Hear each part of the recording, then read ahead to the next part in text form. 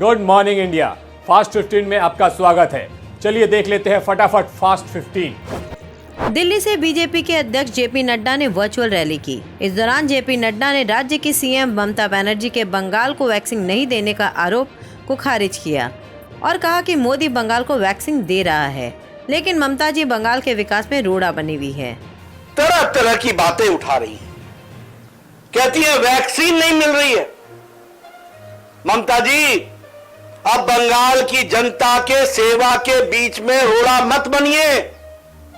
आपने 10 साल बंगाल की जनता को सुविधाओं से वंचित रखा। आज आप वैक्सीनेशन की बात कर रही हैं। जब कोरोना बंगाल में पूरी तरीके से फैल रहा था पिछले साल, उस समय हमने सेंट्रल टीम भेजी थी और आपने उस सेंट्रल टीम को कैद करके गवर्नमेंट ऑफ इंडिया के गेस्ट हाउस में रखा था, उनको बाहर नहीं निकलने दिया था। आपको कब से बंगाल की जनता की पीड़ा हो गई और आप वैक्सीनेशन की बात कर रही हैं। आप बताइए, अगर वैक्सीनेशन की कमी है तो आप ये आंकड़े हर दिन कहां से भारत सरकार को भेज रही हैं कि इतने वैक्सीन हो गए, इतनी वैक्सीनेशन हो गई, इतने लोगों को वैक्सीनेशन लग गया। पश्चिम बंगाल विधानसभा चुनाव में खरदा विधानसभा सीट से तृणमूल कांग्रेस के प्रत्याशी काजल सिन्हा की कोरोना वायरस से मौत हो गई। 22 अप्रैल को संक्रमण के बाद बेलियाघाटा आईडी अस्पताल में भर्ती कराया गया था, जिसके बाद आज सुबह 9:45 में उनका निधन हो गया। वो खरदा नगर पालिका के पूर्व प्रशासक भी थे। उनके निधन पर सीएम ममता बनर्जी ने शोक जताया है। कोरोना वायरस संक्रमण की दूसरी लहर ने देश में हाहाकार मचा दिया। इस बीच दिल्ली पुलिस ने लोगों की मदद के लिए हाथ आगे बढ़ाया है। जी हां, दिल्ली पुलिस अब प्लाज्मा डोनेशन करने के इच्छुक लोगों का डाटा तैयार कर रही है, जिससे जिन मरीजों को जरूरत है वो आसानी से इन लोगों तक पहुंच सके।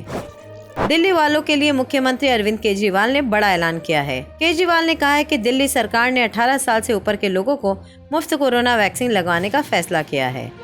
दिल्ली सरकार ने निर्णय लिया है कि 18 साल से ऊपर की उम्र के लोगों को फ्री वैक्सीन दी जाएगी।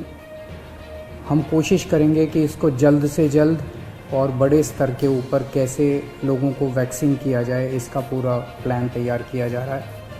आज सुबह हम लोगों ने दिल्ली में 1,34,00,000 वैक्सीन खरीदने की मंजूरी दी है। हम कोशिश करेंगे कि ये जल्द से जल्द वैक्सीन खरीदी जाए और लोगों को लगाई जाए। नक्सलियों ने झारखंड के चक्रधरपुर रेल मंडल में रविवार रात को रेलवे ट्रैक को उड़ा दिया। इससे हावड़ा मुंबई रूट ठप हो गया है। जानकारी के मुताबिक चक्रधरपुर के लोटा पहाड़ के पास नक्सलियों ने लैंड माइन्स लगाकर रेलवे ट्रैक को उड़ा दिया। देश भर में कोरोना का कहर लगातार जारी है। ऐसे में एक बार फिर मजदूरों का पलायन शुरू हो गया है। इस बीच इंदौर में एक तस्वीर सामने आई है, जहां इंदौर पुलिस ऐसे जरूरतमंद प्रवासी मजदूरों की मदद के लिए सामने आई है, जिसका एक वीडियो सोशल मीडिया पे वायरल हो रहा है। दिल्ली में कोरोना वायरस के मामले दिन ब दिन बढ़ते जा रहे हैं, साथ ही ऑक्सीजन की किल्लत भी बढ़ती जा रही है। इस बीच केजरीवाल सरकार ने लॉकडाउन को 1 हफ्ते के लिए बढ़ा दिया है। दिल्ली के मुख्यमंत्री अरविंद केजरीवाल ने कहा है कि लॉकडाउन 3 मई की सुबह 5 बजे तक बढ़ाया जा रहा है। देश भर में कोरोना महामारी की कहर जारी है। ऐसे में बॉलीवुड एक्टर अक्षय कुमार देश की मदद के लिए आगे आए हैं। अक्षय कुमार ने कोरोना पीड़ितों की मदद के लिए पूर्व क्रिकेटर और सांसद गौतम गंभीर के फाउंडेशन को 1 करोड़ रुपए दान दिए हैं।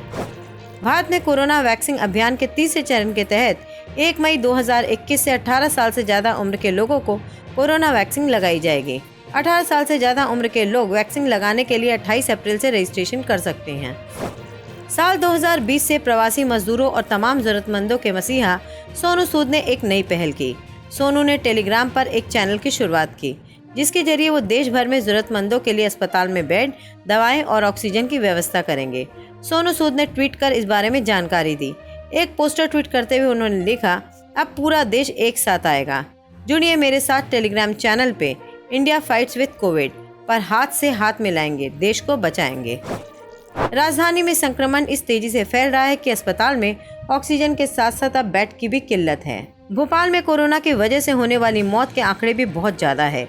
इस बीच पश्चिम मध्य रेलवे ने ट्रेन के 20 कोच में आइसोलेशन वार्ड तैयार कर दिए हैं। केंद्रीय रेल मंत्री पीयूष गोयल ने ट्वीट करके इस बारे में जानकारी दी है।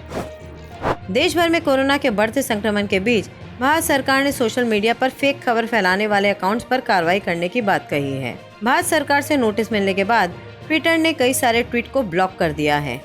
भारत सरकार ने कंपनी को ये कहते हुए नोटिस भेजा था कि ये ट्वीट भारत के IT एक्ट का उल्लंघन कर रहा है। ऑक्सीजन और दवाइयों की कमी से कई देश के कई राज्य जूझ रहे हैं। ऐसे में ब्रिटेन भारत की मदद के लिए आगे आया है।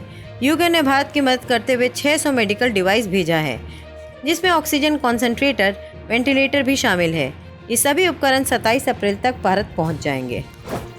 दिल्ली में कोरोना से मौत का आंकड़ा बढ़ता जा रहा है। शमशानों में लंबी लाइन है और कब्रिस्तान फुल है। रविवार को गाजीपुर स्थित शमशान घाट पर लंबी लाइन देखने को मिली है। यहाँ कई एम्बुलेंस कतार में नजर आए। छत्तीसगढ़ में कोरोना का कहर जारी है। पिछले 24 घंटे के दौरान 16,731 नए लोगों में कोरोना वायरस संक्रमण की पुष्टि हुई। राज्य में इस वायरस से संक्रमित हुए लोगों की संख्या बढ़कर 6,39,696 हो गई है। राज्य में फिलहाल लॉकडाउन लगाया गया है। इस बीच छत्तीसगढ़ के स्वास्थ्य मंत्री TS सिंहदेव ने राज्य की हालत के बारे में बताया।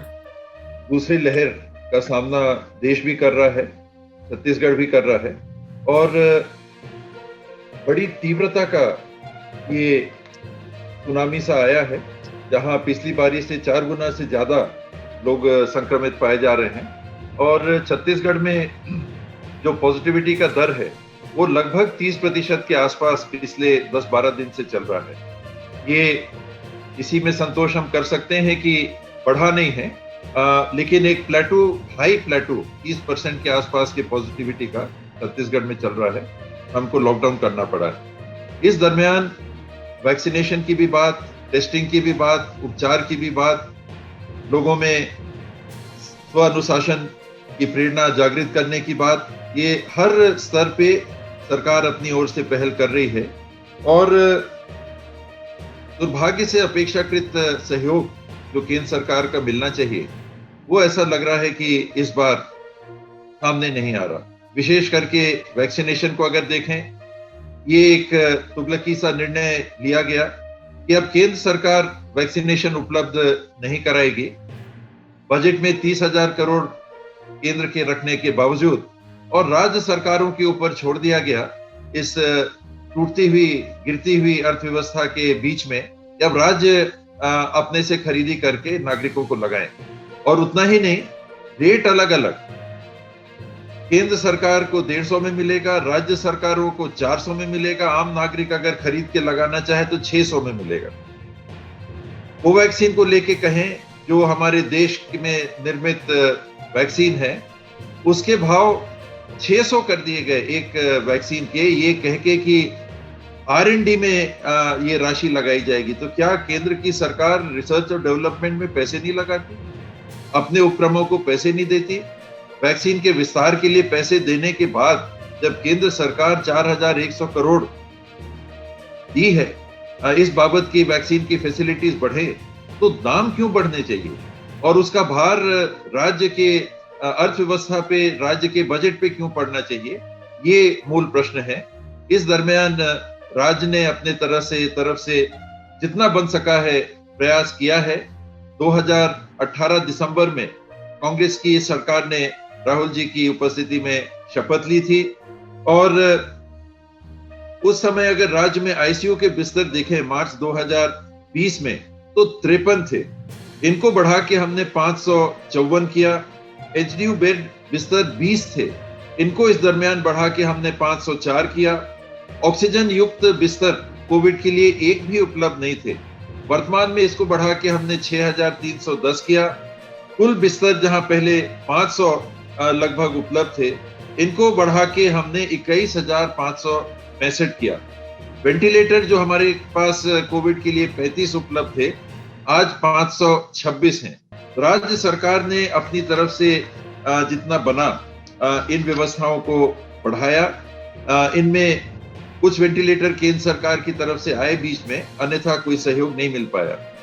ऑक्सीजन की कमी को देखते हुए और उसका अनुमान लगाते हुए दूसरा लहर आए, इसके पहले ही सितंबर महीने में हमने अपने स्वास्थ्य के सेवा के प्रतिष्ठानों में ऑक्सीजन जनरेटिंग यूनिट्स स्थापित करने का निर्णय लिया और नवंबर से ये काम चालू हो गया था। करीब 25.79 मिलियन लीटर करीब 3685 जंबो सिलेंडर के बराबर प्रतिदिन के हमने ऑक्सीजन जनरेटिंग कैपेसिटी राज्य में निर्मित की। आज के फास्ट 15 में इतना ही। कल फिर होगी आपसे मुलाकात।